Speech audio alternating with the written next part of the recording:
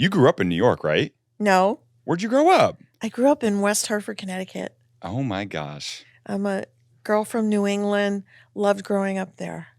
Wow. But then you went to NYU. I went to NYU, and honestly, I was so determined to go to NYU. I went to this small little prep school, and it was right next to the University of Hartford. And I used to walk the fields, and I don't know why they let me do that, so I could go to the University of Hartford, and I started taking college courses in high school in my junior year and accumulating credits. That's where I was introduced to communications, all this creative information and courses that I just absolutely loved. And so I started as soon as I could applying to colleges, and NYU was at the top of my list. And actually, my mother and my grandfather were both graduates at NYU, and they were against it. I'm not sure why. And They knew it'd be too much fun. They were like, NJ in New York City at 18? maybe.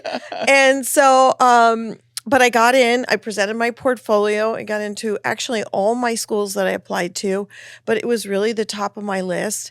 And I got into the Tisch Film and TV School, majored in that, also did a double major in journalism in the College of Arts and Sciences.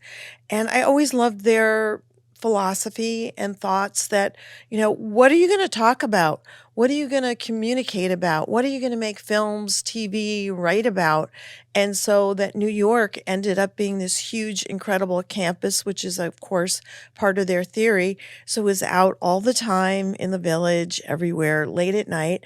But I also had the opportunity for internships every semester. So I signed up from them all, from being on an internship on a radio show to NBC, like the early morning shows that were not as desirable.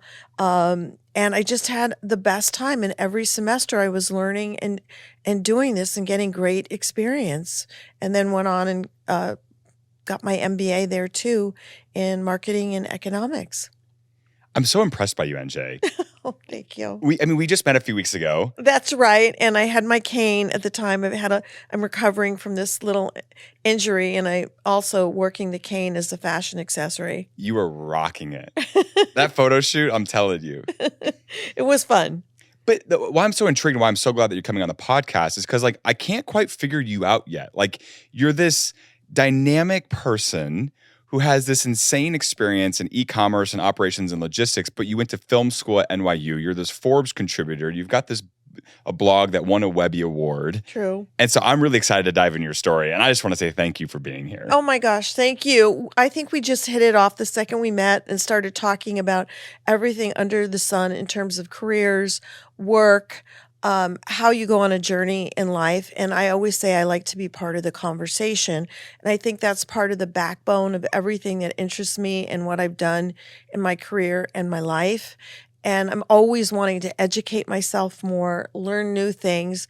And I think I'm truly also a left-right brain person. That's clear. And I think part of being a great creative is also understanding how the systems work and how to execute on that. So I thank a lot of my mentors and places where I've worked for teaching me that. Mm-hmm. So you live in LA now. I live in LA. I love it. It's a great lifestyle. I like to run. I'm a big walker. I say I'm a trudger, probably because I learned that in New York. I mean, if you live in New York City, you walk easily 30, 40 blocks or more a day, and I always love that.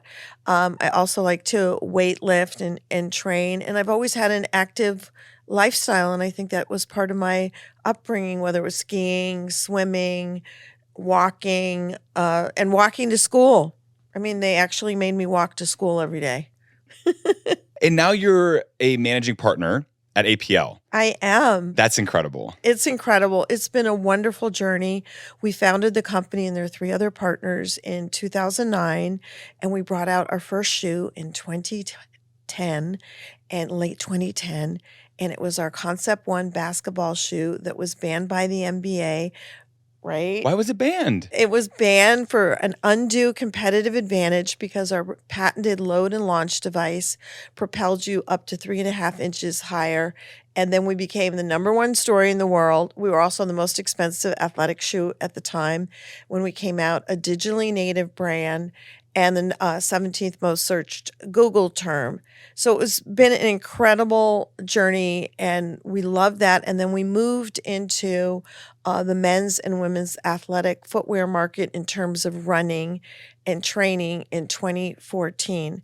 So that really expanded our business, and we are now the pioneer and innovator, and we're a world-class brand of the luxury performance segment in men's and women's athletic footwear. That's incredible. How did you have the courage to enter such a saturated market? And then how have you been able to just differentiate yourself in it? Well, it wasn't just me. It was my three partners, and Adam and Ryan Goldston were at USC. They always wanted to jump higher. They were in the They wanted to dunk? They wanted to All us dunk. guys, we just want to dunk once in our life. I know, it's such a thing. Everybody wants to dunk. They were on the USC basketball and football team, so that was the inspiration. And then our other partner, Mark Goldston, also invented the pump sneaker and with Reebok and the lighted shoes for kids. So at LA Gear. So obviously we had a lot of experience, ambition. I had a lot of experience coming out of e-commerce and all the things I've done. So it was really just sort of a wonderful slam dunk for us to all come together and create this brand and propel it forward. Pun intended. Yeah. Can you think of a favorite moment since your journey started in 2009 with APL? Oh gosh, I think there have been a few incredible moments, but absolutely. I mean, banned by the NBA, that whole story, that becoming the number one story, I mean, that was a moment, an incredible tipping point.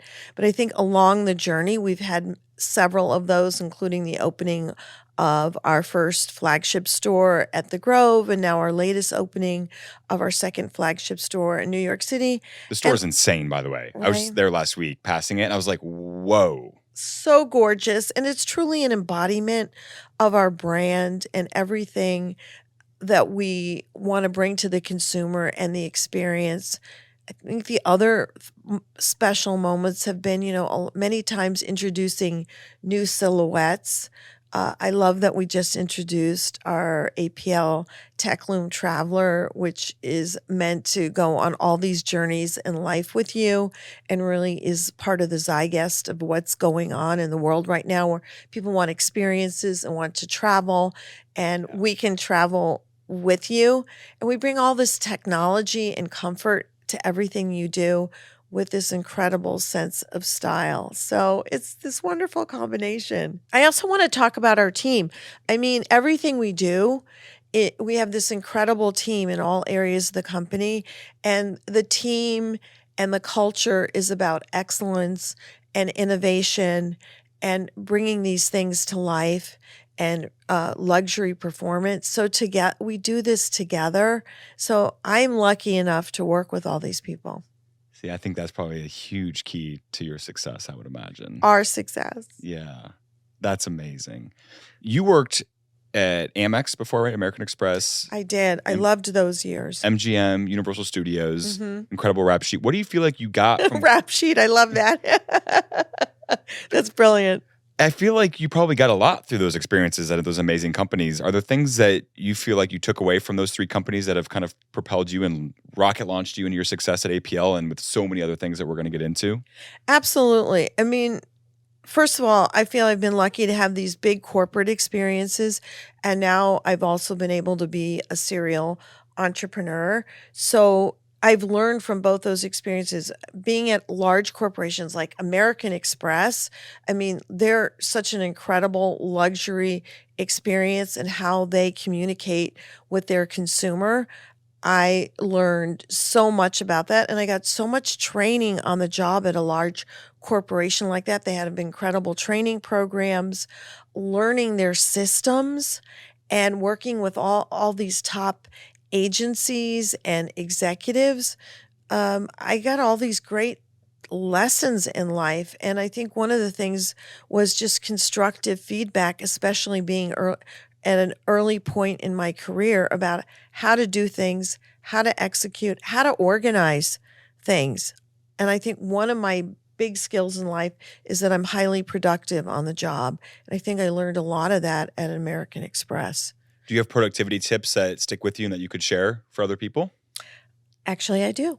One of my favorite things is a distraction list.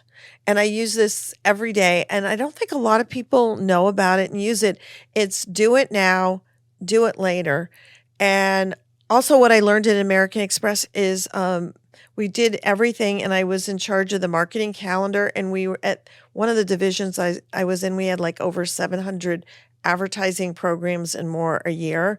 So 90 days, I look at things in 90-day groups and accomplishing certain big goals in 90 days and only picking certain certain specific goals, then getting those accomplished and going on to the next one, as opposed to thinking about them like all the time. You have to do everything, break it out, parse it out, put it into quarters, and look at it that way. But back to the distraction list. I don't know about you, but little things come up all day long in my head and whatever I'm doing. And they come in the emails, they come in the text messages, they come in the phone calls, and they take up so much space in your brain. Put those down as do them later and keep a running list. I actually use a pad and a piece of paper for that.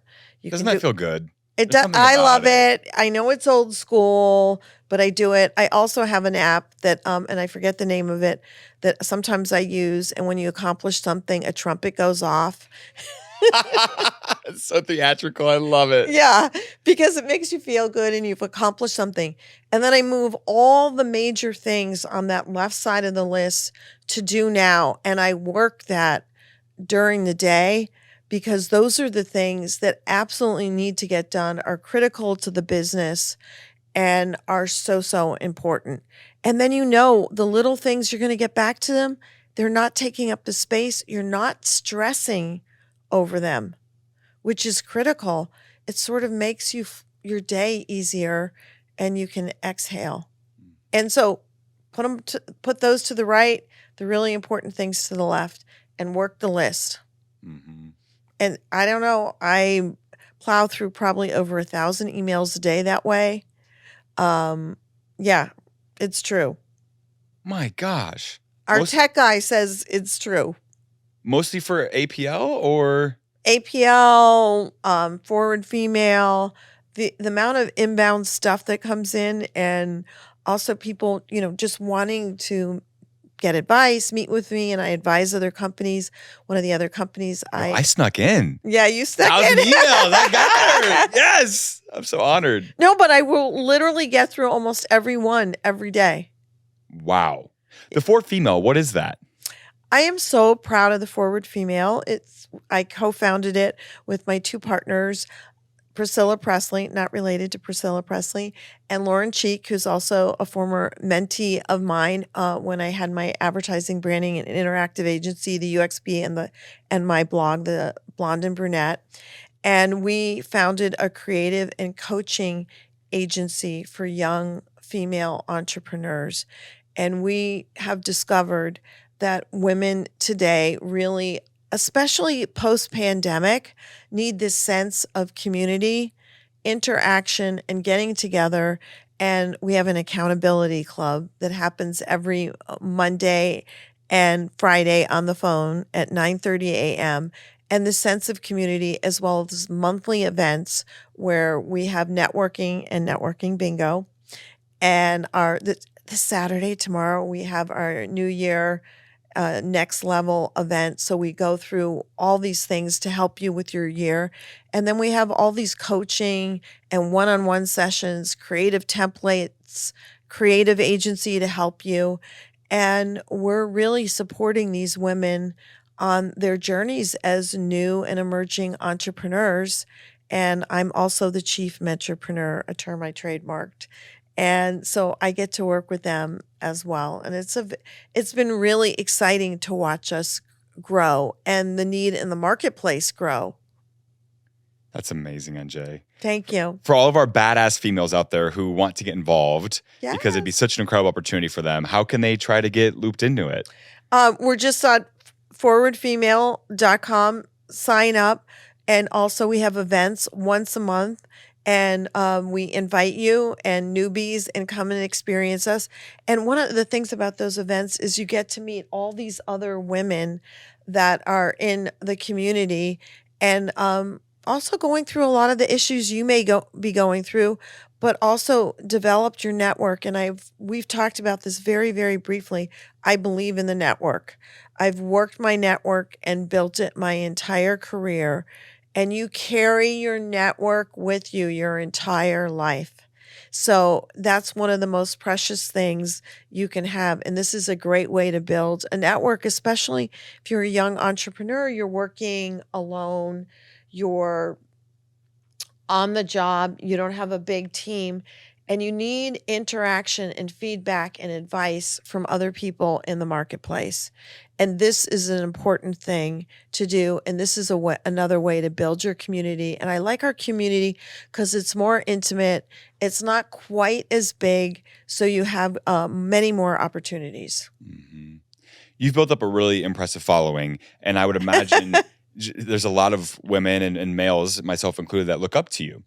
And this podcast is called Permission to Shine because I want people to come on and to really be able to finally like brag about themselves and say, wow, like look at what I've been able to accomplish and kind of be objective about it, right? And I'm curious, why do you think people look up to you, NJ? Oh, wow. You really put me on the spot, Andrew. That's a great question. I think people look up to me because I'm possibly always morphing and changing, but I've built this foundation over my career of working at different companies. I'm very transparent and honest. I'm open to giving advice and getting advice. And I like having this back and forth dialogue with everyone. And I look for it. And it goes back to me wanting to be part of the conversation and that I'm continually changing. I often look at things in 7-year cycles. Interesting. And I plan change usually a year in advance. So I'm always thinking about that. And I'm looking at the world around me. I mean, look at how the world changed and how digital we became. I could have been stuck and old school, or I could have said, you know what? I'm going to learn this. I'm going to embrace it. I'm going to become the best I can at it. And I'm going to move with the rest of the world. And I think that's part of it. But maybe what do you think? I think it's your kindness. Oh. You know, like when I met you, I just met a very kind, funny, like we were laughing, having a hoot, doing a photo shoot. And then Ray, our mutual friend. Who's amazing. We love Ray. We love Ray. And she looks Shout out Ray. Yes. And the fact that she looks up to you so much, like showed me like, okay, this is legit. And then when she was like, oh my gosh, she's like managing partner at APL, I was like, wait, like the amazing shoe brand that everyone loves dearly? I'm like, seriously? Like she's so nice and humble and kind. And I think that's a huge part of it. Thank you. And you know, and that's a perfect example about me talking about networking. I mean, if you think about it, I met Ray through Net-a-Porter, which, you know, on the consumer side, but also on the business side. What is Net-a-Porter, for those that don't know? Net-a-Porter is one of the biggest online shopping experiences in the world, based out of London. And I actually became a brand ambassador for them many years ago. And I'm not currently am. I don't think they have any ambassadors anymore. I'm not sure. But I got to work with them, their whole VIP team, and then help bring APL in and to be sold on Net-a-Porter and Mr. Porter. So Ray and I met through that whole experience. And we got to have all these conversations about fashion, what's happening in the world, what's happening in the luxury segment, and really started to bond and talk about her career, what's she doing, sharing knowledge in the marketplace, which is one of the things I love. I'm getting knowledge from her. She's getting knowledge from me. And I think I do that with a lot of people. And actually, when you said kindness, I think we talked about what was my word for the year. And I said it was kindness for 2024. Do you try to pick a word every year? I do. Just one word? Just one word. I'm the same way. Really? What's your word this year? Alignment. Oh, I like that. Yeah. In the past, it's been presence. Because like you said, like the million things coming at once. And I found myself on a phone call responding to emails, picking up something. And I'm like, no, like these people deserve more. So just presence. But this year it's alignment. I like that. And I think that's one of the things about why I really believe in organization and structure, but not to the point where it inhibits creativity and ideas. I love getting on like group calls and talking about things, the group discussing ideas and coming to conclusions together. And I love quick meetings, like 15 minutes instead of like these long, drawn out meetings. I don't like that as much. That's just me. I mean, it's sometimes you need those longer meetings, but I'm really about organization, structure, productivity, but within this experience of exchanging ideas, how to do it. And I love group chats. Like I have a lot of group chats on my phone where we use them if there's an emergency, we need to share information, we need to solve a problem quickly. It can happen in the chat and it becomes very productive. What scares you? Questions like that. Hi, it's Hi. me. I'm the problem. It's me. I feel like I have to marinate on that. Are you a processor? I am. Me too. I hate things. I'm like, give me some time and I'll get you the answer that you deserve. Yeah, sometimes I hate on the spot answers. I really loved you're calling it being a processor. I love calling it marinating. And a lot of times I'm listening. I need to marinate. I don't think my best answer is on the spot. And I have to come back and let's talk about it when I've marinated more.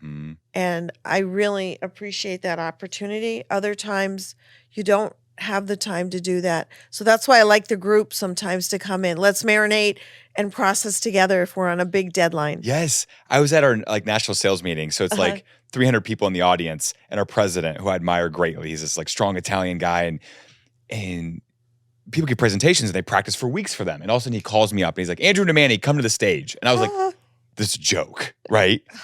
And literally he comes up and he's like, so what does their AI device mean to you? And I'm like, I could have had such a brilliant answer if you'd give me 15 minutes, you know? Just think about it. But I guess I didn't get that opportunity. Everyone's talking about AI, so I'll interview you right now. After you marinated on it for a while, what was your answer? Because everyone is talking about AI right now. And companies and brands everywhere are trying to figure out how to approach AI, what's the best use, and how to be responsible. In my case, we're using AI to improve cancer detection and diagnosis, which I love, right? It's like love that. Moving the needle, helping people survive, making like Chadwick Boseman, an amazing person in LA. I know, right? Who was taken away from us far too soon. Tragic. Because of colon cancer, right? And it gets missed often. So AI, I think eliminating that human error is a great thing.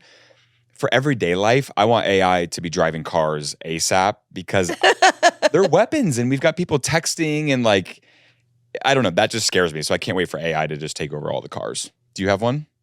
I'm still thinking about what scares me. I think what scares me sometimes is missing an opportunity. Did I not evaluate something correctly? Is there something out there we should be doing? Did I have all the information? So, but I am going to need more than 15 minutes to think about that. I wonder where that comes from. Me? Like your fear of missing an opportunity. That's honestly why I asked the question. I know where it right? comes from. Where? I think you and I talked about this briefly. I had a lot of loss early in my life, and the feeling that life is short and there would be only so much time. And maybe that's why I try and do so much and engage in so much, is that I want to make the most of my time. And I'm going to try not to get emotional now. And that's really important to me because when, like Chadwick or anyone else, when life is cut short and you want to participate and learn and enjoy and experience, I want to make the most of the time that I have. That's okay. You got me. That's beautifully said, NJ. Are you comfortable talking about that loss? I feel like I am comfortable. I mean, it's something that happened quite a long time ago. And I think when you experience great loss, you have choices to make. And the choice that I personally made is to be strong, because I think you have the opportunity to carry on things, represent your family in a positive way, as opposed to I call it go to the dark side and let it bring you down. So I feel a strong obligation that I represent my family that's gone in a very positive way. I don't know. It's something that's guided my life a lot. What do you remember about the first loss that you experienced? Shock. Absolute shock. And also not understanding the depth of losing a parents early in life, and how you're losing that mentoring, knowing that person as an adult. I think that's the biggest thing. I never knew my father myself as an adult, so I didn't get to fully appreciate him and know him and the depth of everything that he had to offer. But I've tried to carry the lessons that he's given me in life forward so that I'm representing all of us. How old were you?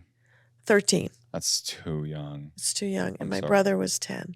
What happened? He died in a plane crash, and he was quite prominent individual, so it was everywhere in the papers and everywhere. And I didn't really understand it all. My mother was widowed at 37.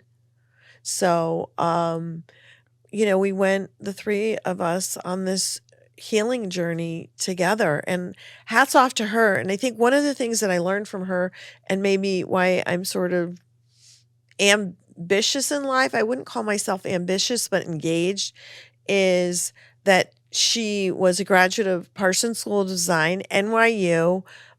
She's a badass. She was a great role model for me in life in terms of how to move forward in the face of things that you don't expect. And she was prepared. My father actually had us prepared. He actually started teaching me how to invest in the stock market and make money starting at age 10. Was that his thing? That was one of his things, but he always talked about things can happen in life, and something can happen in life, and how important it is to be prepared. And that basically, in many ways, it's up to you, and you're alone in life, to be prepared, educated, and be hardworking. And I think that's the other thing. I saw their example of being hardworking. I'm hardworking. And I think hard work takes you a lot of great places in life. You are the CEO of your own journey. And I feel like that's what he instilled. I agree with that. Thank you for distilling it and coming up with that. But I think you are the CEO of your own journey. And at the end of the day, you're responsible for yourself, and also, in many ways, the welfare of those around you and your team, and to put your best foot forward. If I can ask, how does it compare to lose a parent compared to a sibling? That's a great question. I don't think anyone's ever asked me that. That's a really great question. I think when you lose a parent, especially at a young age, you're looking for that guidance. You're hoping they're enjoying moments and things in life with you. You depend on them to help you grow up. When you lose a sibling, the shock is different, because you think they're going to be on the journey through life with you in many ways, most of your life. You don't expect them to be gone that soon, and that there really isn't that other person in that second part of the journey. Mm-hmm. So that's a different kind of a shock. And also, in all of those cases for me, I was sorrowful for their loss of life at a young age because they didn't get to finish their journey. How old was your sibling? Like in his 40s. Mm-hmm. I'm sure he was doing a lot. If he's anything like you. He was doing a lot. He was a great outdoorsman. Oh. He also knew how to fly a plane. Great sailor. Incredible skills in life. Okay, this is crazy. Your mom's Parsons.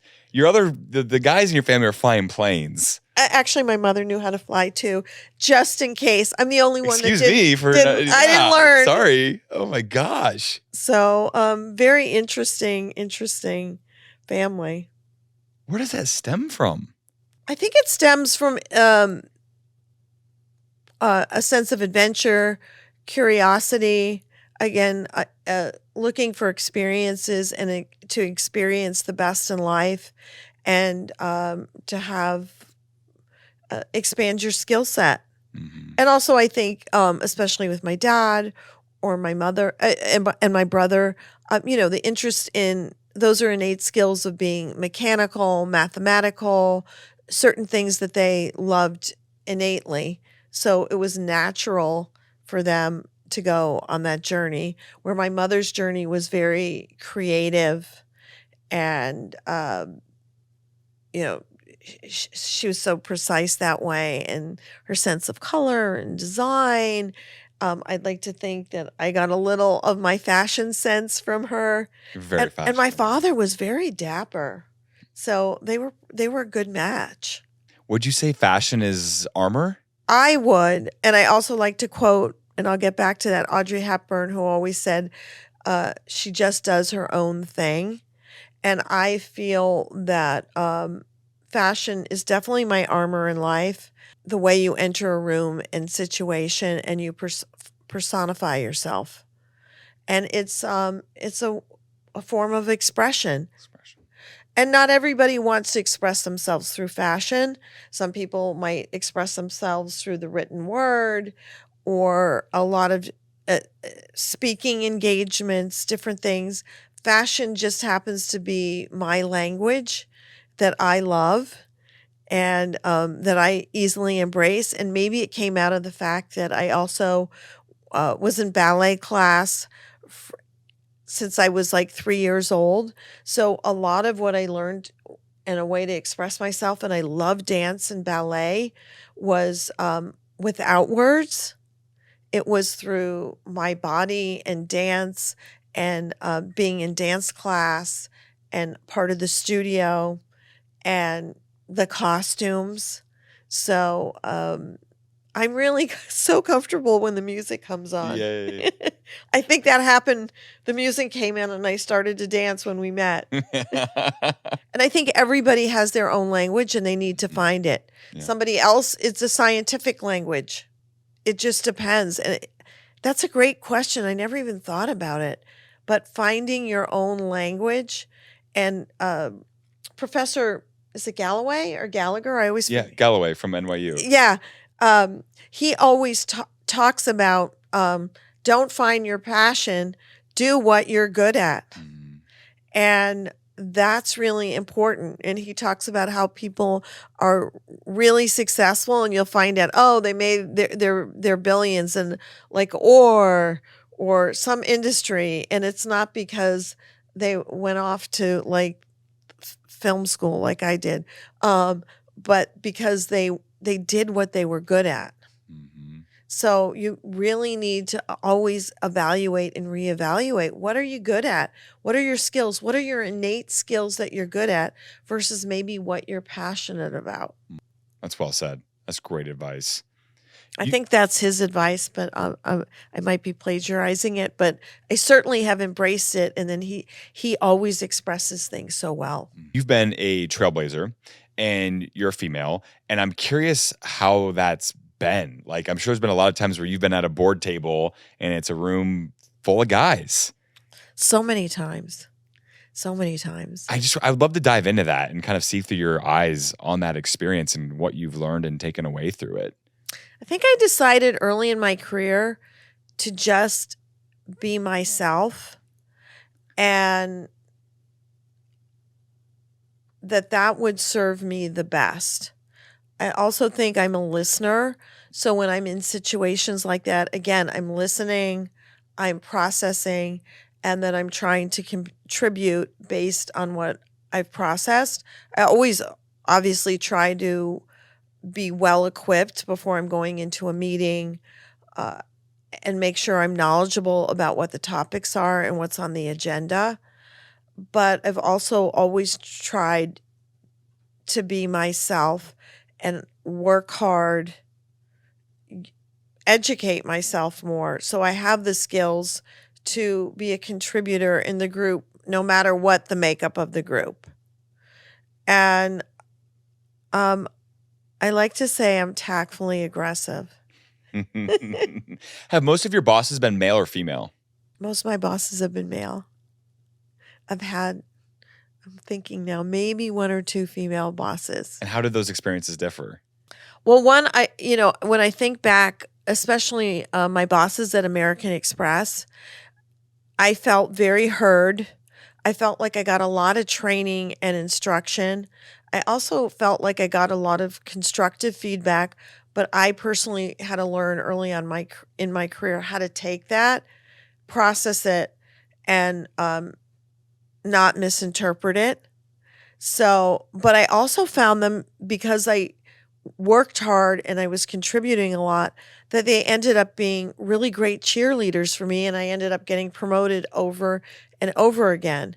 So one of my bosses, Steve Cohn, Cone, I still reference him in my mind all the time on the job. I mean, he taught me so many creative skills, how to look at things, and to check my work. We had an experience at American Express where we did this big ad campaign, and somehow everybody missed putting in the response device. And I mean, everybody. Never happened before. And we all learned from that. I developed a new way to look at a program, us proof it again. And I never forgot that experience my whole career. Every time I do something now, it's like we check certain things and we go back. I never forgot that. Instead of like, oh my gosh, it was a difficult thing that happened. What could I learn from this experience? How could I carry it forward? How could I use it the rest of my career? So I feel like I got a lot of positive feedback there. I mean, at the studios, that was amazing in terms of deal making, working with different people, watching my bosses do that, getting to do that. And I think with just working for women, just wanting to help them succeed because they were pioneers and forerunners, so supporting them. So I love that. And it was like I was getting a role model and I got to watch and emulate. So those were great moments. What do you think is going to be in the future for you? Like, what are you most excited for that's coming up? Whether it's in the next 7 years or 14 or next 7 days even. Well, at the Forward Female, we always say, call it, what's your next big move? So we love that. And we ask people that all the time. So this is a great question. I think for me, I'm excited about what's happening at the Forward Female. I recently was in New York and had an experience. I don't know if I've shared this, where it was called Power Poker. This looked amazing. Okay, you saw it. It was great. It was amazing. So there's this organization called Power Poker. I did it, and I'm a member of the Deal Makers out of New York, and we had a power poker night, and it apparently so many men obviously play poker and not that many women. And we learned all these skills that night about, when to fold them, when to call, when to raise. And the evening was actually structured about learning how to negotiate. So I love that. So I'd say one of my next big moves is bringing Power Poker to LA and maybe having a women's poker club, having one of these sessions with the Forward Female, and also, and that we as women, because so few women play poker that we need these skills the way the men have expanded their skill set and do this and know how to do this and bring it into everything that they do in their personal and their business lives. So this is a great skill. So for me, I'm excited. I'm going to learn a new skill. And that goes back to everything that I'm saying. I'm always looking for those new things. I just found this a tipping point moment about what I did and didn't know and loved it. And then the other thing I want to do is probably start my own little podcast called The Mentorpreneur, and more about coaching, maybe bringing mentees on. And that's sort of on my next big move list. And also helping the Forward Female continue to grow, because we're seeing an enormous amount of interest in that community, and obviously expanding APL and continuing everything that we're doing. All the newness is coming this year with new styles and silhouettes, new retail journeys, and everything that's going on and continuing to innovate. I mean, it's really an exciting time for me. You have so much going on, and it feels like it's just going to continue to grow and grow. And I feel super lucky to know you, NJ. Oh, Andrew, I feel lucky to know you. And I feel when we met, we were talking the same language about work, personal life, and the journey. And I'm always looking at the journey. So thank you. Yeah. Well, it means the world that you came on to share your story. I think this is going to make a difference in people's lives because you are just such an inspiration. So it's fun to dive into the why behind a lot of it. I feel like people don't always know the full story, know the tragedy that you've had to go through Thank you. and how it shaped you into the amazing human being that you are. So thank you. you. Thank you. So we're going to align and be kind this year. Yay!